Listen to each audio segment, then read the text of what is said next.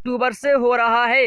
3 रोज़ा उर्स का समापन 14 अक्टूबर को कुल की रस्म के साथ होगा। आला हज़रत दरगाह के प्रमुख मोहम्मद सुबहानी मियाँ और सज्जादा नशीन मोहम्मद अहसन रज़ा कादरी ने मंगलवार को संयुक्त बयान में कहा कि शासन प्रशासन के सहयोग और कोविड-19 की गाइडलाइन का पालन करते हुए आला हज़रत के उर्स के सभी कार्यक्रम इस्लामिया इंटर कॉलेज के मैदान में संपन्न होंगे। बहुत जल्द मैदान में पंडाल बनाने और स्टेज सजाने व अन्य तैयारियां शुरू करा दी जाएंगी। सज्जादा नशीन ने यह भी स्पष्ट किया कि अब तक हमारी ओर से उर्स रज़वी किस तरह होगा या कैसे होगा, इस संबंध में कोई भी आधिकारिक बयान मीडिया या सोशल मीडिया पर जारी नहीं किया गया है।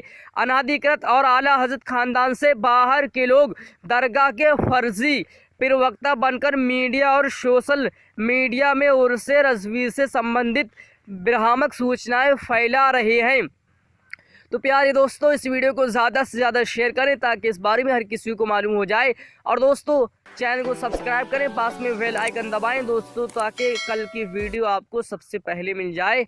और दोस्तों, आज की वीडियो आपको कैसी लगी हमें कमेंट बॉक्स में बताइए। तालिब दुआ मोहम्मद निज़ामुद्दीन कादरी।